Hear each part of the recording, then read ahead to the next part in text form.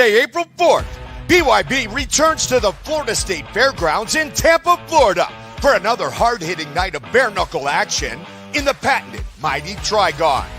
Cub Hawkins makes his first title defense of the Police Gazette World Diamond Belt when he faces Chad the Butcher Kelly for both the Police Gazette belt and the vacant BYB Cruiserweight title. Agnesa Kirakozian and Shelby Cannon face off for the inaugural BYB Super Flyweight title. Plus, explosive cruiserweights Yuli Monster Diaz and Zion Tomlinson battle in a title eliminator matchup. And former title contender Rashad Coulter goes toe-to-toe with Brazil's Levi Costa in a heavyweight showdown.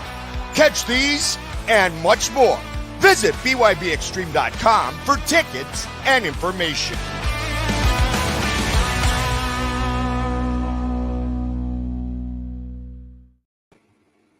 Welcome to the Original Fighter's Voice. I'm your host, Don Mcguire. And, I got to be honest with you. When I first met Mark, his persona kind of didn't sit well with me. And then I got to interview the man.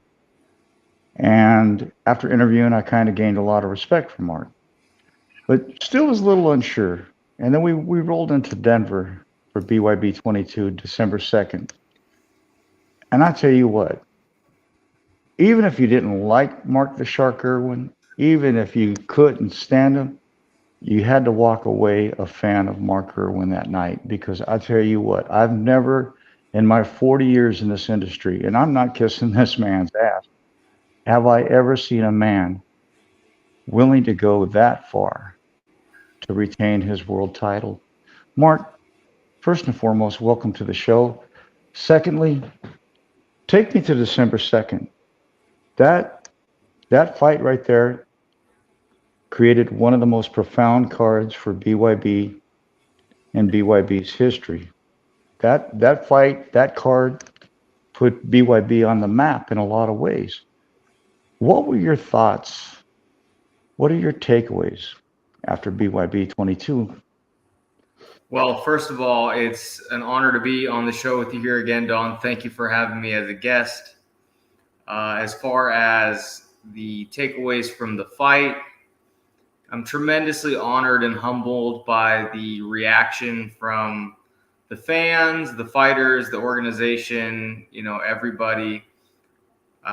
In all of my professional and amateur fights combined, I don't think I've gotten a reaction quite like that. So very humbling to have won the Fight of the Year award and to have been involved in an event of that magnitude. I'm certainly excited that it is helping BYB to grow as an organization and as a sport. That's always been one of my primary goals, is to elevate, myself and the sport through my performances. And I'm tremendously humbled by the outpouring of love and appreciation from the fans. Yeah. I appreciate that. I'm gonna get to, there's a lot of comments already, bro. So I'm gonna get to it real quick. I mean, my brother Giovanni Gavazzoni from Atlanta, he says, we rolling. My brother Paul Driscoll from Canada, they call him Little Holmes. He says, hello, Don and Mark, good evening. And then a name that will be familiar with you, Mr. Bill Clancy, says, good evening, my brother.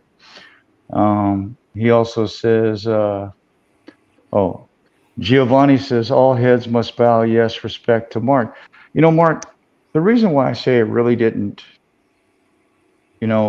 gel with you was, remember in Biloxi, I said hi to you, and I know it's your persona, but you just walked by me and you went like this. And because I don't think you realized I was with BYB. So it was kind of funny. But at the same time, when they asked me to interview you the first time, because I'm transparent, I was like, okay, this dude flipped me off, bro. And it's like, I don't really take kindly to that. But this is this industry. This is what the sport is. You have to market yourself. You have to create that fight persona for yourself. When I brought you on the show before Denver, what I got was a true gentleman, a man that I could tell that truly was more than just a persona, a man that had a heart. But December 2nd, you proved to be a phenomenal warrior. I mean, you had Stephen A. Smith calling to ban bare knuckle, bro. You know, take me to this fight because yes, you didn't win or retain your title, but this is the part that a lot of people don't understand in the life of a champion. Take me after the fight. Take me to the moment that you're sitting in the locker room and you just realized what occurred. How hard is that on a world champion to understand what just transpired? Yeah, the aftermath immediately after the fight was tough. I didn't even make it to the locker room. I went straight to the intensive care unit of the emergency room at the local downtown hospital, where I spent the night. And yeah, it was painful. I was in a lot of pain physically, as well as mentally and emotionally. I put everything into my training and my career, and I leave it all out on the line every single time I go out there. A lot of people talk about it, but I mean it when I say I will give my last breath in there to win. And to have come up short and to have lost my title and to have suffered the injuries I did was devastating. It's obviously not how I imagined ending my year, and it hurt bad. But in reflection, after all the dust has settled, it's only really motivated me to come back bigger, badder, better, stronger than before. And already I'm in the gym, I'm putting in work, and I'm coming back and I'm getting my belt back. So I'm excited for what's next. Yeah, so am I. And Bill Clancy, he says, Mark is brash, but he's a hell of a fighter. Much respect to him. And a lot of people don't understand when you're the champion or you're trying to make that run. You look at Conor McGregor, you look at others, you have to stand out in order to get recognized. You have to create a persona per se to get the attention and to, in your case, you created a lot of hate. You walked out, you flip off the crowd, you do Mark Irwin at its best. But what I want to know, bro, is because I've worked in every genre of this industry, what had Mark Irwin?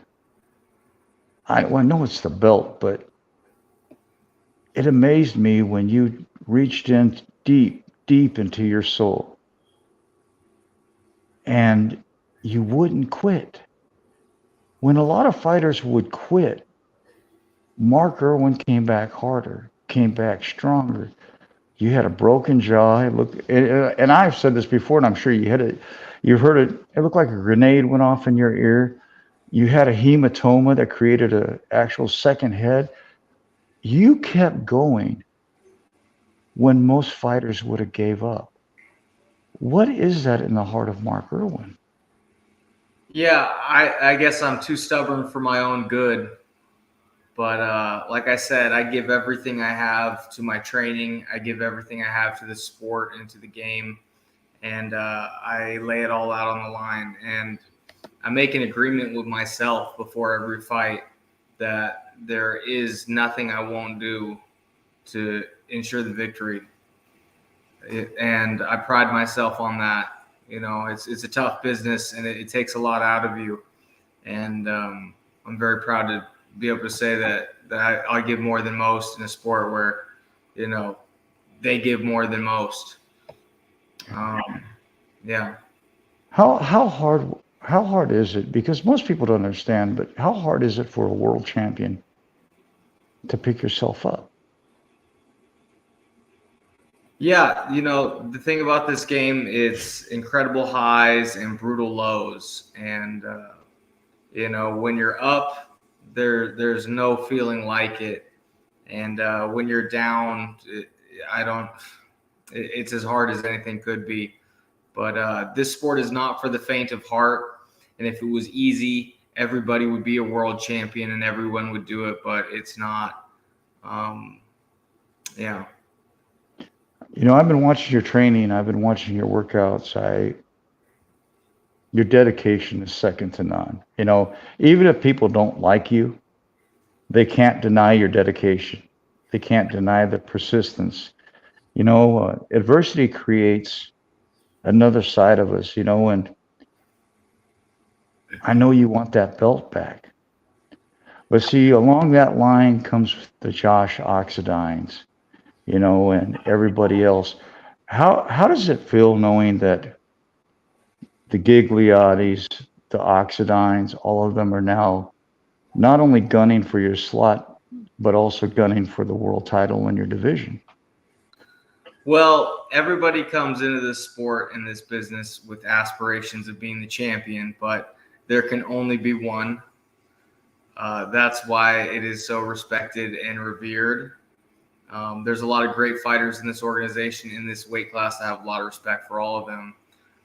But with that being said, I know how much time and effort I put into my training, and I know how much I'm willing to give and sacrifice on the night. And that's why I'm confident that I'll be able to get back to another world championship, just like I was confident to get there in the first place, because I know my constitution, I know my work ethic and my resolve and what I'm willing to do to get there. And, everything that I've gone through in the last 12 months has only strengthened that resolve and reinforced my confidence in myself and where I'm going and what I'm going to achieve.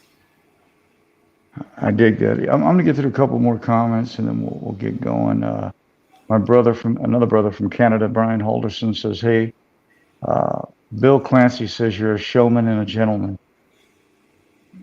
And if you don't know, if people watching don't know who Bill Clancy, he just got the presidential award. He also just got inducted into the National Boxing Hall of Fame with me in April, and right before that, we both got inducted into the USA Martial Arts Hall of Fame. So, it's just an honor to be considered in that class with Bill Clancy. Because it takes a lot to get where we're at. My brother Giovanni Gavanzoni says, "Not for the faint of heart." I like that.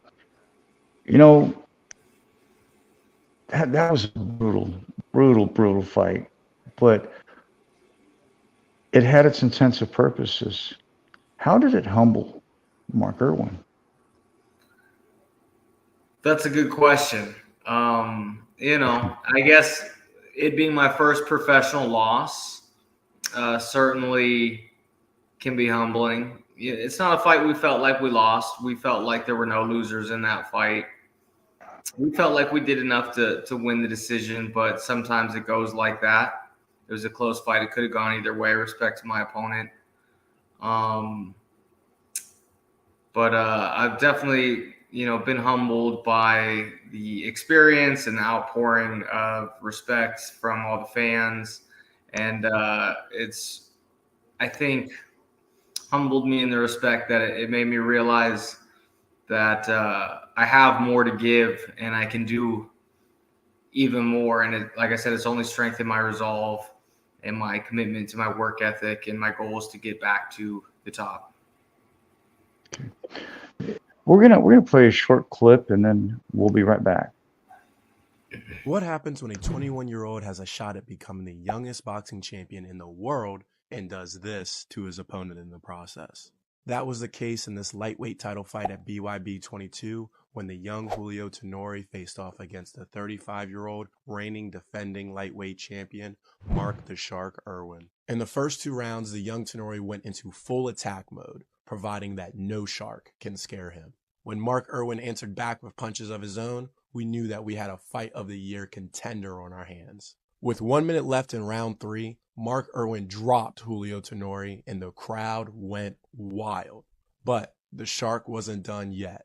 In round 4 with 2:30 left on the clock, Mark Irwin pins Julio Tenori in the corner and absolutely unloads on him, punch after punch after punch. Towards the end of the round, Julio Tenori lands a huge punch on Mark Irwin, giving him a hematoma. You've got to see it up close. In round 5, Irwin pins Tenori in the corner again, throwing multiple body shots. But Tenori wasn't ready to let this fight end. His shot with a minute left in the round left the Shark covered in blood. This fight went the whole 6 rounds, and when left in the hands of the judges, Julio Tenori became the youngest world champion in bare-knuckle boxing at just 21 years young. Mark, sitting watching that video, what's the first thing that comes to your thought? Well, call me biased, Don, but the first thing I think when I watch that video is I didn't lose that fight. You know, it was a hell of a fight. I mean, see, what people can watch videos, unless you watch a whole fight in its entirety, even then, you don't get the full nature of it.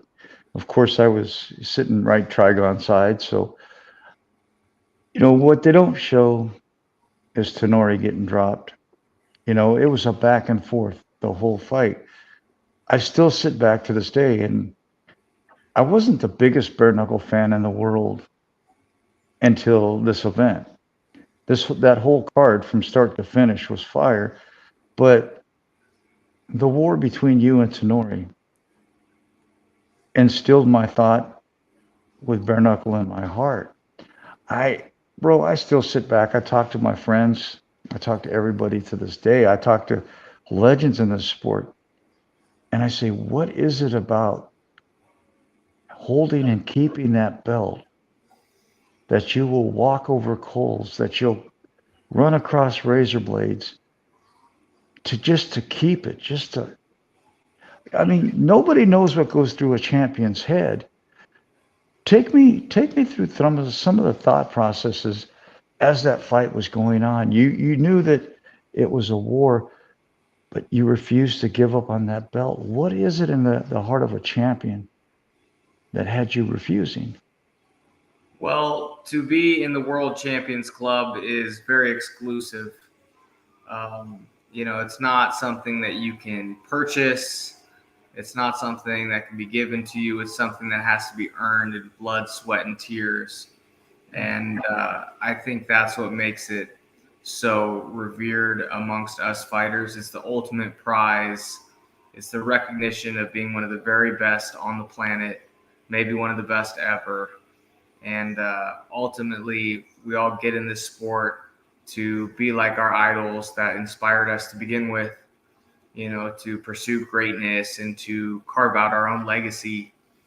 And that's always been my goal from the start, is to follow in the footsteps of my mentors and my coaches and role models, like my head coach, Ian Uncle Creepy McCall, the former MMA world champion. So to be following in their footsteps and to be on that same career path, you know, it means everything to me. I made a promise to my coach when I got into the sport that I would make him a world champion again as a coach. And we shook on it, and we've been on a mission ever since. And when I won that title in May of last year, it was one of the most fulfilling experiences of my life, being able to have fulfilled that promise that I made to one of my role models, one of my mentors, one of my favorite fighters coming up as a young man in the game, someone that I admired and I wanted to be like. And to have been able to fulfill that promise and put that belt on his shoulder was one of the most rewarding experiences of my entire life. And there's nothing that I wouldn't do, you know, to feel that feeling again. And that's why I give it everything that I have. I'm a huge fan of combat sports. I always have. And I'm a huge fan of the history of the sports and the fighters that came before me and the great fights. And for me to have been involved in a fight that I think will be remembered as one of the more significant fights in the history of the modern era, you know, means a great deal to me. It better cement you into something, the Bare Knuckle Hall of Fame, if you're not already in it. But it was one incredible fight, young man. Thank you, sir. You know, I brought my brother and my sister, well, his wife, to the event, and the first couple of fights happened, and she said, "I thought there would be more blood." I said, "Just wait." I said, "Mark Irwin and Julio Tenora are coming on next." And after that fight, she looked at me and she goes, "Man, I love this crap." And I said, well, was that enough blood for you?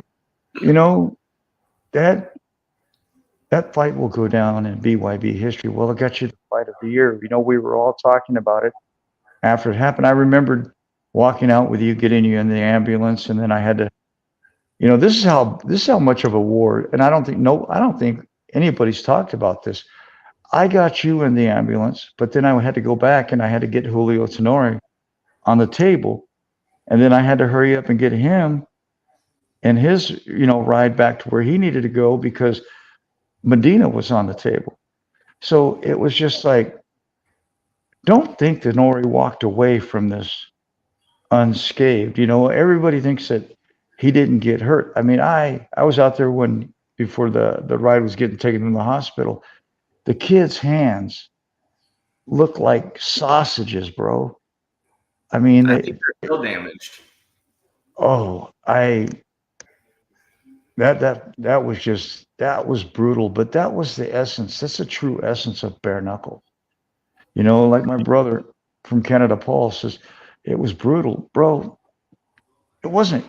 I guess you could say it was brutal, but it was two men fighting for the honor and the privilege of being a world champion. You know, not very many fighters get this opportunity on their walk in the sport. Very few, actually. You know, Mark, now you're on bended knee. You're laying that stone to widen the future path of Mark the Shark Irwin. Where does one pick up? You know, I know Ian Uncle Creepy McCall is your coach. I've shot his fights in the UFC. I know him quite well when he was met with Matt McGovern at the WFC. What does it mean for both of you now to truly have a clean slate moving forward? You know, but there's an added aspect to that. Now you have all these young guns. They're not coming for Tenori, they're coming for you. That's the crazy part, you know. So give me a thought process on that, brother. Well, it means I must be doing something right if I am the target of everybody in the organization. It means I have something that they want, and I think that's been the case, you know, since I got to BYB. You know, people have been calling me out left and right. I'm a real clear and obvious target. You know, I'm the loudest guy in the room. I get a lot of attention from the organization, from the fans, from the media, and everybody is gunning for the top spot. And so, yeah, I'm not surprised. I'm flattered, quite frankly, when people call me out because, again, it means that I'm doing something right and I have something that they want. Yeah. You know, I'm going to get through a few more of these comments because everybody, Giovanni says, fine art. Yeah, it really was, bro. You had to be there, but it really was. And Bill Clancy says, beautifully brutal. And Giovanni added to that and he said, history fight, my friend. What, you know, Bill Clancy says, that's why I love this sport, but I like the history. How does it feel to Mark Irwin knowing that not only have you been the champion, but you've created history? Now you have a second opportunity to even create more history, to add more to your walk. What does that moment mean to you? Because I know you and Ian are in the gym, but I know that you're the one that has to step into the trigon. You're the one that has to put your name on it. So what will this moment of getting that opportunity to get your belt back truly mean to you, Mark?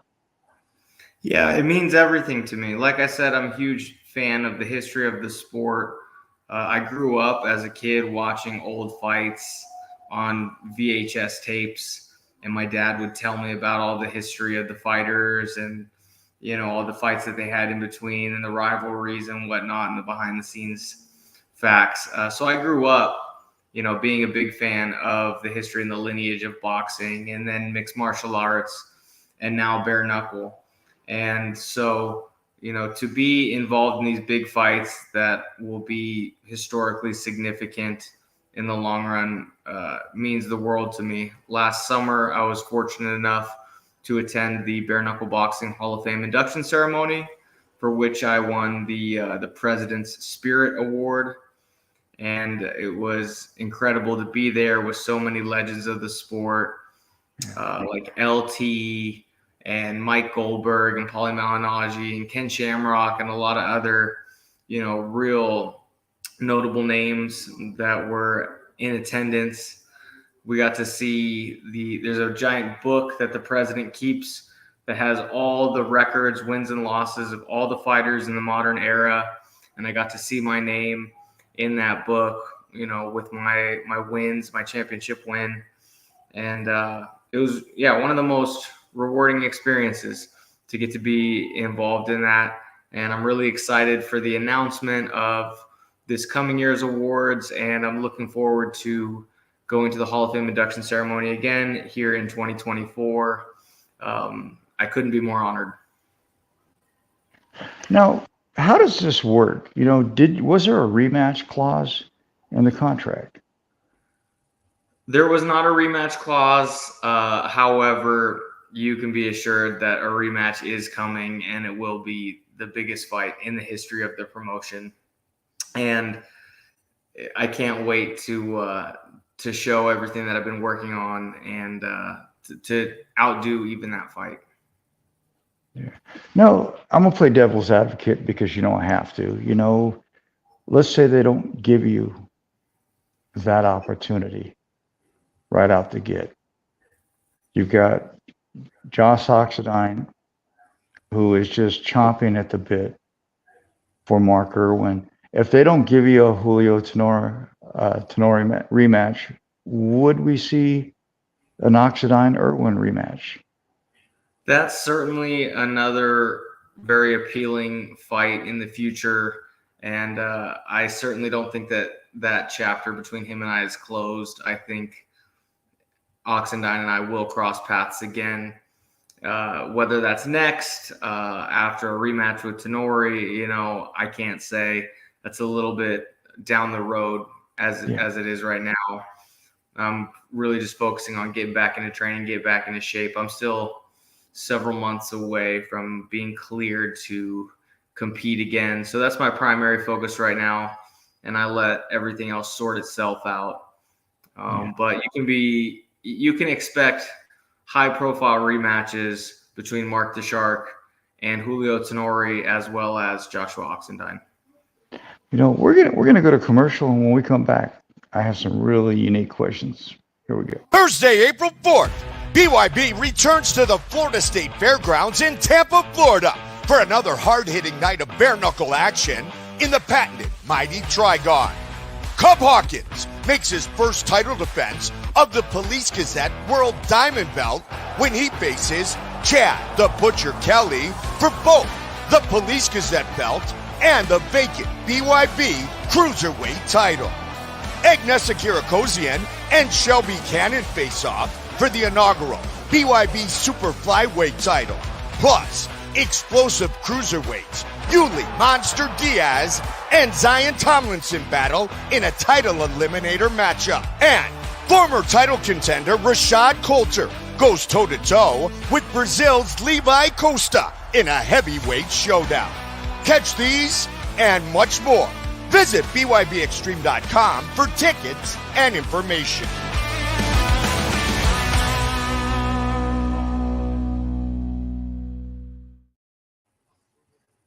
That's going to be a hell of a card. It sucks it's 2 months away, but there's, how do I put this? There's 5, 6 young and up-and-comers that are all wanting to come down, wanting to jump into your weight class. Even Harold McQueen said, I want to be a 3-time world champion in 3 different divisions. You're Mark the Shark. You're coming off of a broken jaw, a hematoma. This is a chess game now for you because you have time to sit back because you've got a hill. You have time to sit back and watch these fighters because BYB always has their fighters in rotation. You got an opportunity to sit back and just pay attention to what they do, their styles, what they bring to the Trigon. So it's going to be an interesting few months for Mark Irwin. Mark, how hard is it for you to have to sit out? Because I know you're an active fighter. I know you love to fight all the time. How hard is it for you to sit back? Because I know every time an event comes on, I know that feeling. I don't step into the ring. I don't step into the octagon or the trigon. But I tell you, even as a photographer, I could be dead dog tired. I hear that bell ring, and you get a brand new me. What's it going to mean these next few months to be able to sit back, watch, and kind of plan out your return? Yeah, I'm definitely chomping at the bit to get back in there and to run it back with Tenori and get my belt back. But the extra time just gives me more of an opportunity to prepare and work on my skills and my athleticism and everything else, refine my craft so that I can be at my absolute best when I am ready to go and give me the opportunity. Yeah, I like that. Bill Clancy says they can fuck up and they'll find out. Oh, I'm dying. And then a good brother of mine, Bill Stacks, who has his own show. One of these days, maybe I'll give you an opportunity to get on that because I think he would love to have you on. Bill Stacks, he says, Mark the Shark 100. And then a fellow BYB fighter, Chris Shaggy Gonzalez, says, got caught up watching BYB reruns. What's good, Don? Well, I'm interviewing Mark the Shark Irwin, and I want to call you champ because in theory, that's all I've ever known you as, since I've been with it. How awkward is it to not have that title with your name, brother? Because I know it builds that chip on your shoulder, and that's what a true champion really needs. How hard is it not to be called the champion, bro? Well, Don, once a champion, always a champion. Always a champion. And I've been saying since day one, my first press conference with BYB at BYBX in Biloxi, Mississippi in May of 2022 went viral because I had a big leopard print coat on and sunglasses, and I was hooting and hollering about how I'm already the champ and I've always been the champ. And it's because I've always felt like that. I've always had that mentality that I had all the talent and the ability to be the best in the organization, the best in the sport, and the best in the world. And, again, that I've only grown more confident in that assertion, over time. You can't tell me I'm not the champ. I've always felt that way. I will always feel that way. And I will get my belt back and I will have my title back officially, but always have been, always will be, sir.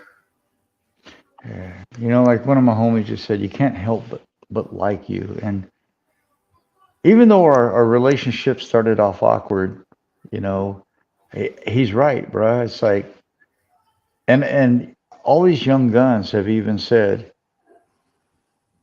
you got to respect Mark Irwin, and that's what's really pleasing for me about what Mel Valenzuela, Don Povia, and Dada and Mike are doing for this promotion. It's crazy because you already seen Chris Shaggy Gonzalez. Usually everybody will kind of jump in here and there from BYB. But what I love is the respect and the support that you guys show for each other, even though you guys beat the shit out of each other. I mean, it's incredible because it gives me faith and it gives me hope for the future of this organization and for the sport, because I've never seen such camaraderie as I did with these fighters. I look at Cub Hawkins. He's about the only one that tripped me out, bro. And I loved his answer because he said, why should I be friends with somebody that's coming to knock my fucking head off in front of my mama, in front of my wife, in front of my kids. Where does Mark Irwin sit on that? Because I've seen you at the pressers, I've seen you at the weigh-ins. Are you more of a Cub Hawkins? Or are you more of a Tommy Turner, Gigliotti, Laurent T. Smash Nelson? Well, I think that I can be both. I think that if most people have the opportunity, other fighters, to meet me or fight on a card with me, and especially if you have to share a locker room with me, we're going to get along. You're going to like me. You're going to respect me because I very much pride myself on being a locker room leader. And it is a fraternity. We're in a very elite group. We're a very rare breed. There's very few people on this planet that are crazy enough to get in there and do what we do. And I think that breeds a certain amount of respect amongst the fighters. Certainly I can appreciate Cub's take on it because at the end of the day, a lot of us are coming for each other. We're coming for each other's position. We're coming for each other's titles, money, opportunities. We're coming to take each other's health and well-being from one another. It's a brutal game. And in the lead up to a fight, all is fair in combat. You know what I mean? We're going to war. And I certainly don't shy away from engaging in the mental aspects of warfare in the lead up to a fight. But when the dust settles and when it's all said and done, there's nothing but respect amongst competitors because, again, we're putting our lives on the line and we're all fighting for the same thing. We all have the same goals and ambitions. So you can't help but respect and admire that amongst one another. I dig that. Like I said, it's a new trend that inspires me because I've been around for so long. I've watched the hate, when Colby Covington and McGregor, they all created their own paths of hate. But I think Colby really takes the cake for being the biggest douche in the sport. But, when you have that mouth, you got to be able to back it up. December 2nd in Denver, Colorado, Mark the Shark Irwin truly gained a fan out of me because, bro, that was like Clancy and all of them said it was just brutal. And Chris Shaggy Gonzalez says Irwin versus Tenori. And then Ward Lavelle Kendall says, one love, Shark, my brother. And then he says, one love, rude boy. And then Bill Clancy says, total respect for each other is what makes the sport special.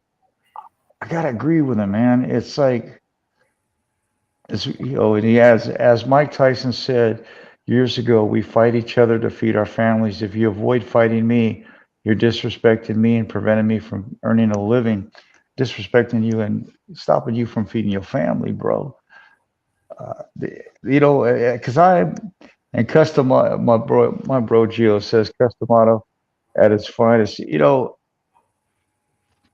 Whether you're a fighter or you're like me, I don't take too kindly to people taking food off my table. I don't take too kindly to people taking money out of my pocket.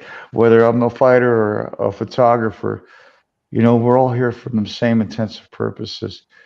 Mark, I wanted you on the show tonight because I didn't understand how a man with a broken jaw and the injuries that you had, it seemed like 2 weeks later, you were already back in the gym and you didn't even look like you had a scratch on you.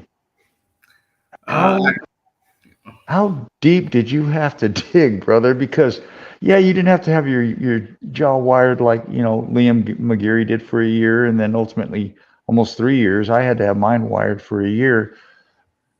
How hard was it for you to pick up and step forward? Honestly, it wasn't hard at all. I was back in the gym exactly 1 week after surgery. On day 8, I drove myself to the gym and I started lifting weights and just doing what I could do. And I did that because it was the same thing I did when I tore my Achilles tendon back in 2022. After my BYB debut at BYBX, I had the knockout of the night, which went on to be the knockout of the year. And then I signed a long-term extension with the organization and a bout agreement to fight at the following event, BYB 11 in Miami, Florida. However, I never made it because I ended up tearing my ACL in training.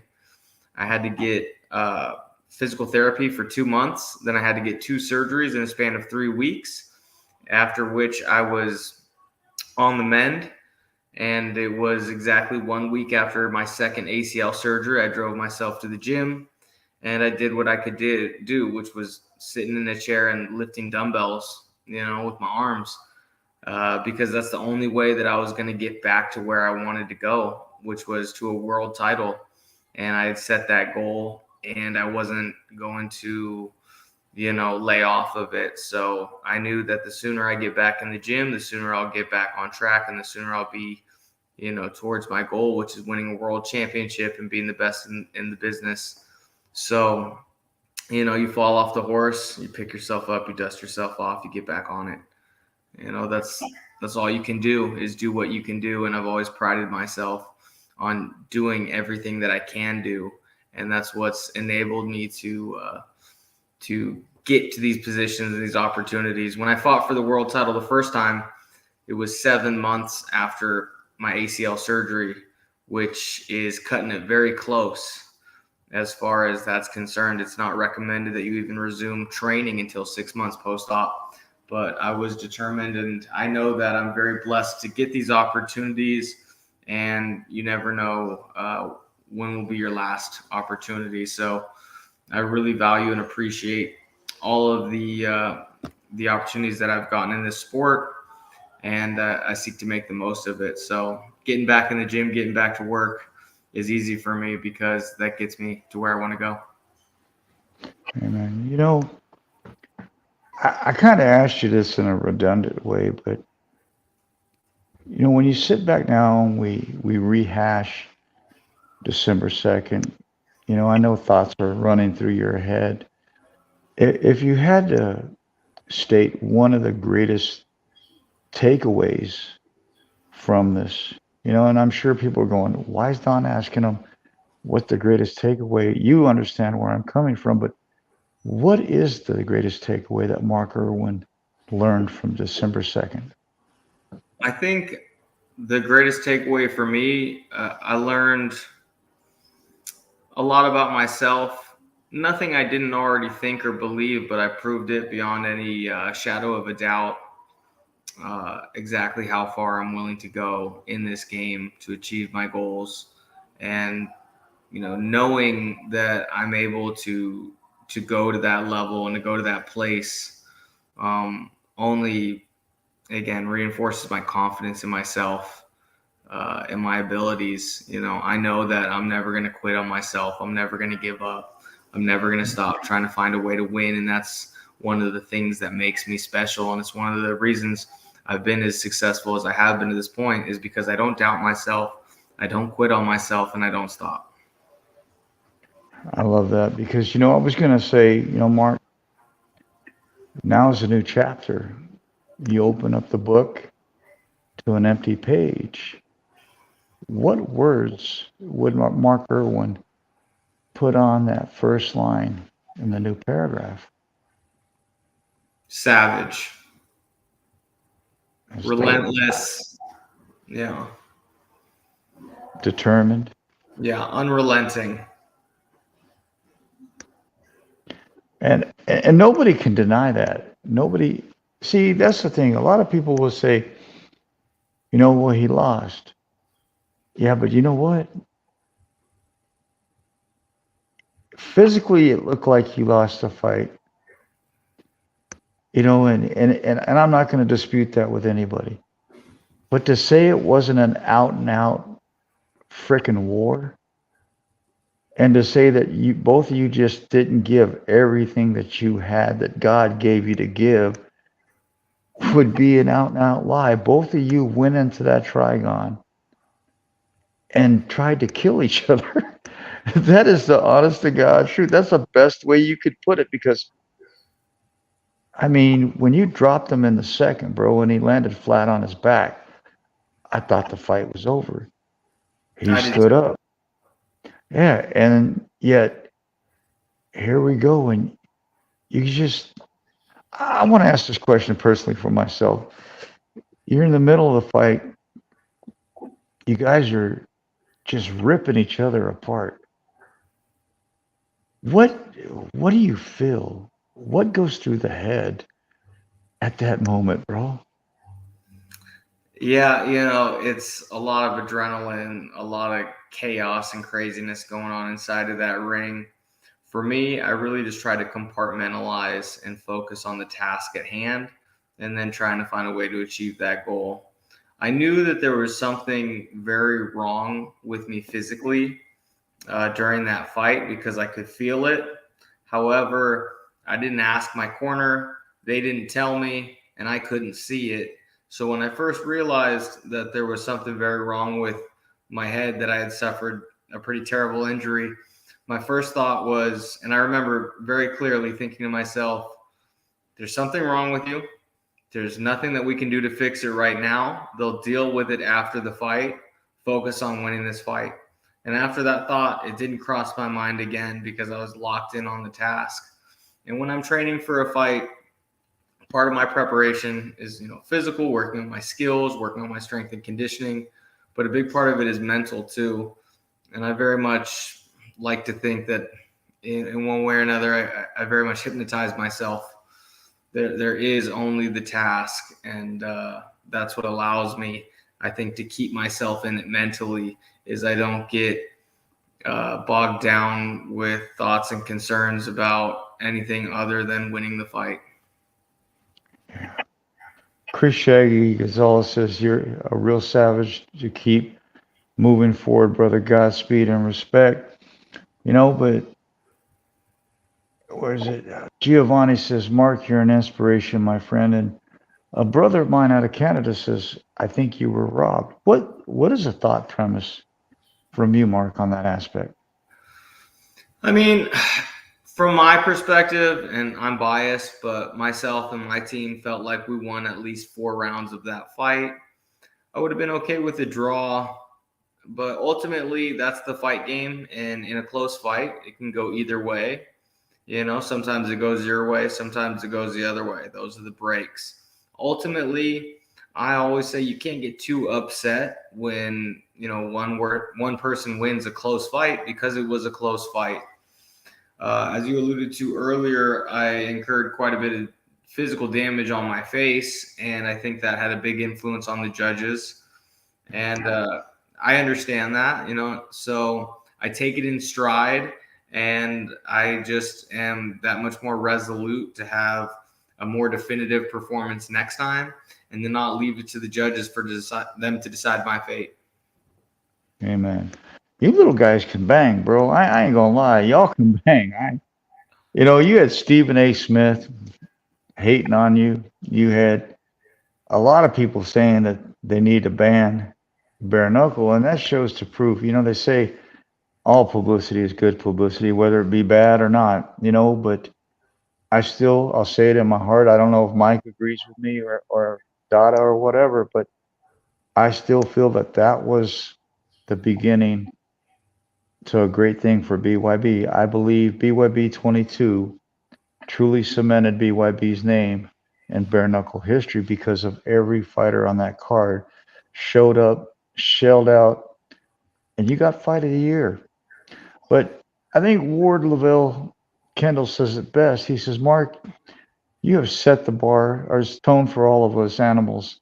The lion is proud to call you a friend and a brother. Was worried about you. I'm glad you're back. Stronger champ. We will never stop. What does it mean to have fighters from your organization say such prevalent words about you? Yeah, it means a lot to me. I'm really blown away by the love and respect that I've gotten after this fight. Sometimes you can look good in a loss and bad in a win, and I think that was certainly the case for me in this last fight. In my first professional loss, I think I got more respect and admiration than all the wins and awards that came before that. So, obviously it's bittersweet to lose your title, but at the end of the day, there really was no losers in that fight. The fans won The sport won because it only helps to move the sport forward in a big way, and I'm proud to have been involved in that fight and that event. You know, it was the #1 story in combat sports for the entire week following that event. And so, yeah, to help put the organization and the sport on the map like that will always be something I'm extremely proud of. You should be. You really should be.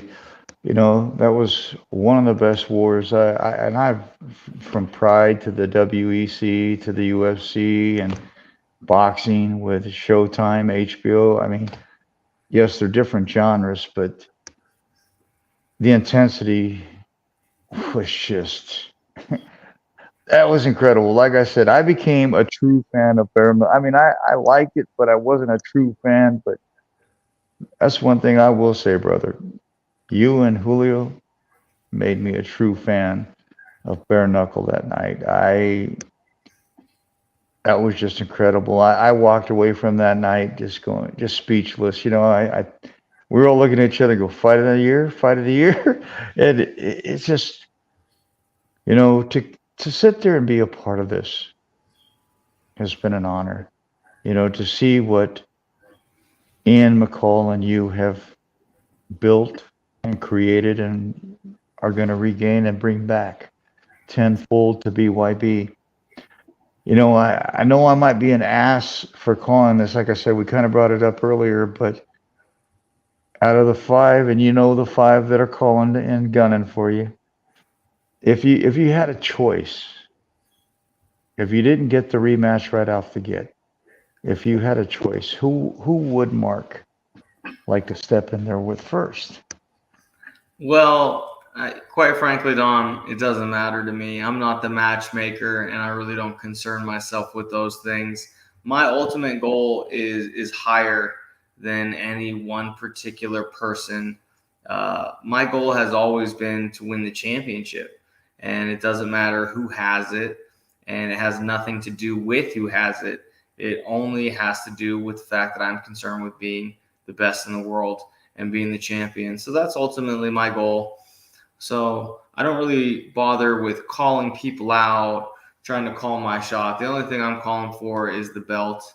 And if that's not available, well, then we'll talk to the matchmaker and we'll see what they have in store for me. But that's why they pay Mel the big bucks.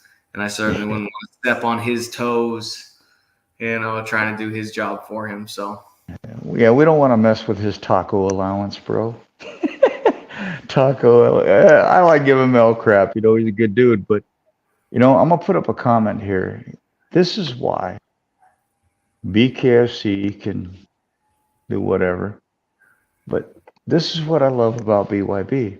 Tommy Turner says, my guy, I am a samurai, but the shark is the toughest motherfucker I've ever met.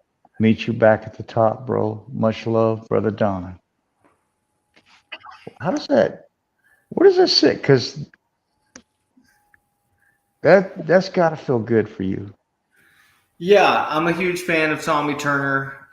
He's an incredible fighter, and I was fortunate enough to get to share a locker room with him at BYB 22 and really get to know him a bit better. And I got a lot of love for him.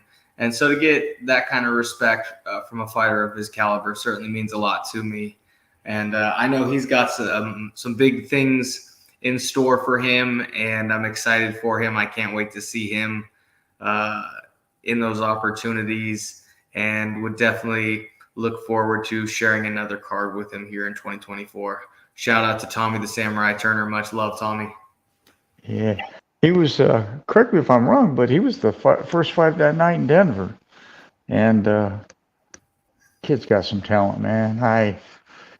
I'm impressed with the way Mel's been doing his job. Mel is one of the best he did. He's a great matchmaker. I love the ideology of bringing these young boxers and, you know, like Gigliotti, Turner, and all them into this organization because, quite frankly, I get tired of seeing recycled, regurgitated UFC and Bellator fighters. It's just, there comes a time where they just need to step away. And now we've got these young guns coming up, and, you know, but I still love the old dogs that aren't willing to to give up their throne just yet. And I think you're one of them old dogs that just ain't gonna give up your throne anytime soon. And if I know, Ian McCall, he he ain't gonna let you, bro. He ain't gonna let you anyway. And I know you won't let yourself. What would you like to say to Mike Vasquez, Dada, Don Povia, and the whole BYB family? Because it really is a family. But what would you like to say to them for being there for you, believing in you, and standing by you? I've always been a huge fan of everyone involved in the organization with BYB from top to bottom. It really is a world-class organization, and nothing but thanks for Mel, Mike, Greg, Don, and everybody else that helps put these shows on and gives us these opportunities. I made my debut in the sport with BKFC. So I've been fortunate enough to fight for the two biggest promotions in the world. But as you alluded to earlier, BKFC is very much interested in, old stars from other sports, whereas BYB has really tried to cultivate their own talent and, help give rise to the next generation of fighters. And they've certainly given me tremendous opportunity to carve a path in this sport and to make a name for myself. And so I'm eternally grateful for those opportunities. I got nothing but love for all those guys, and I can't wait to get back out there and be involved in another big show for BYB Extreme. That's dope, man. What, Mark, before we kind of wrap things up here, I know you have a lot of fans out there, a lot of people that follow you and appreciate you. What would you like to say to them in a way of thanks for the love and the appreciation and the support? Yeah, just thank you. I have gotten a lot of love and a lot of respect, a big outpouring from the fans on social media, and for everybody that reaches out and has positive comments and messages. I really try to do my best to get back to all those people and thank them for the love and the appreciation and for watching, because without the fans, there is no sport. So I think that's important to remember. So thank you to everybody that watches and supports. And, thank you to the people that watch and hate as well, because, they're certainly entitled to their opinion, and they're parts of the fans as well. And, as the old saying goes, haters make you famous. And I certainly got mine, and it certainly helped. So to everyone that watches, to everyone that buys a ticket or, pays to order an event, tunes in, follows on Instagram, thank you. Stay tuned. Big things coming in 2024. Most definitely. And Ward Laville, Kendall says, can't wait to see you back, champ. Looking forward to sharing another card with you and setting the pace like I'm known to do. One love, Shark. I think this is so phenomenal. Mark, thank you for coming on the show again. I will always be a fan from this day forward. I can't ever say that, my 40 years I've ever had anybody flip me off when I first met them, but the past is the past, and I love the way you said it. There wasn't a loser December 2nd. Two warriors went to battle, and you'll battle again. But I'm not going to say the better man won, because I think that's too cliche. I think when you have a war like that, there needs to be a third or a second. You need another opportunity to show the world who Mark the Shark Irwin truly is. You need that opportunity for vindication on your walk.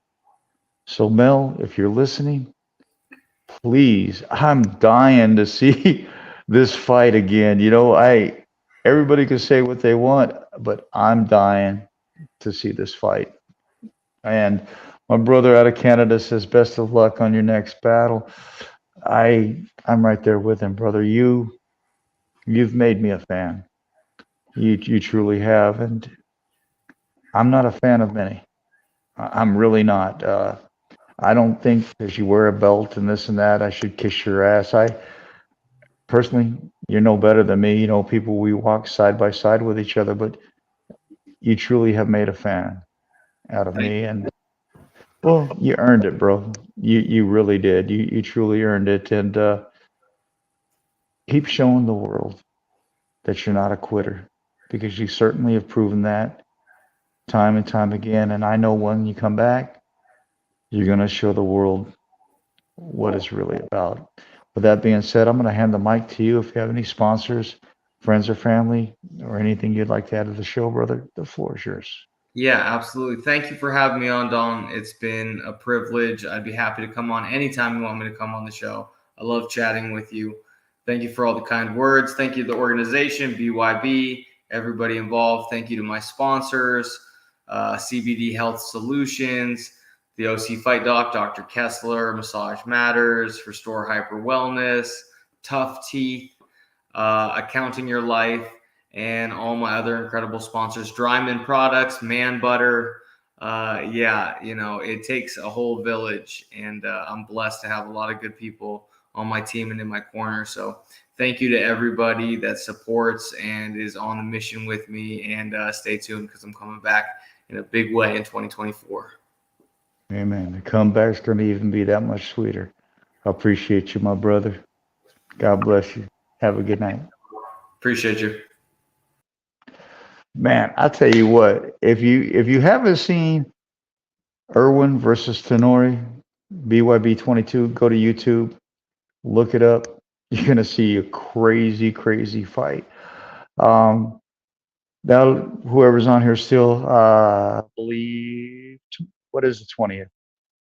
Well, I don't know what today is, but the 20th, I have Matt Hughes coming on, and that's gonna be kind of dope, you know. And then right after that, I have a couple legends up my sleeve that I'm gonna kind of keep up my sleeve right now because, man, I got some tremendous shows coming. But I got to hand it to you. You know, I didn't really like Mark Irwin in the beginning, but he certainly has proved himself, and that goes a long way with me.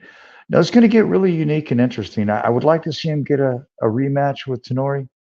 Will it happen? That's up to Mel, Mike, Dada, Don Povey, and the rest of them. But you got Oxidine, you've got McQueen, you've got a lot of fighters that would like to be in that top slot. And that's what's great for the promotion, because you got a lot of talent and you got a lot of people willing to step up and shell out. And when Irwin comes back, man, I'd like to see another war. I ain't gonna lie, I'd like to see him and Tenori again. But that's my personal opinion. I don't run the company. I don't own the company. With that being said, I'm going to go to commercial break, and we'll be right back. Thursday, April 4th, BYB returns to the Florida State Fairgrounds in Tampa, Florida for another hard-hitting night of bare-knuckle action in the patented Mighty Trigon. Cub Hawkins makes his first title defense of the Police Gazette World Diamond Belt when he faces Chad the Butcher Kelly for both the Police Gazette belt and the vacant BYB Cruiserweight title. Agnesa Kirakozian and Shelby Cannon face off for the inaugural BYB Super Flyweight title. Plus, explosive cruiserweights Yuli Monster Diaz and Zion Tomlinson battle in a title eliminator matchup. And former title contender Rashad Coulter goes toe-to-toe with Brazil's Levi Costa in a heavyweight showdown. Catch these and much more. Visit BYBExtreme.com for tickets and information.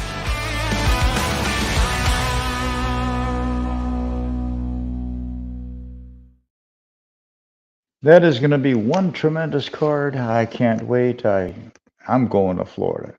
Mike, like it or not, I'm going to Florida. You know, I want to thank all of you for tuning in. I don't pay or, you know, for advertisement or anything. So if you guys like the show, please share it. I mean, that's the only way we're going to grow. Yes, it does go on BYB, but it really doesn't get correlated with the work that I do. But I appreciate all of you. And Ward Lavelle Kendall, thank you, brother. And Chris, I agree. Definitely, I'd love to see a rematch before anything else. But secondly, too, I'd also like to see if it doesn't get a rematch. I'd like to see him and Oxidine. I really would. I think that would be a tremendous fight. You know, I appreciate all of you, and thank you, Brian. You're always there and supporting. I appreciate that. But I tell you what, BYB has a lot of things coming, and so I love the promotion because they keep putting the fighters in rotation, and Don Povia is doing a tremendous job. Mel's doing a hell of a job, and when you got people like that that are working for your organization, you're sure to be successful. I want to thank each and every one of you. If you could please give it a like, a share, or just follow the page. That's all I ask, and I can't wait till April. Gosh, I guess it's going to be a little bit minute. We did back to back to back fights, and now it'll be April, so you get a little bit about a month off. But I want to thank Mark the Shark Irwin. A true representation of a warrior. To get your world title taken away in such a vicious battle, you gain my respect, Mark, and you will never lose it. Any warrior that goes in and gets his jaw broken, his ear blown up, and a hematoma like that, and still continues to press forward, hell of a warrior in my book. On that note, have a good night, and God bless, and thank you for watching the show.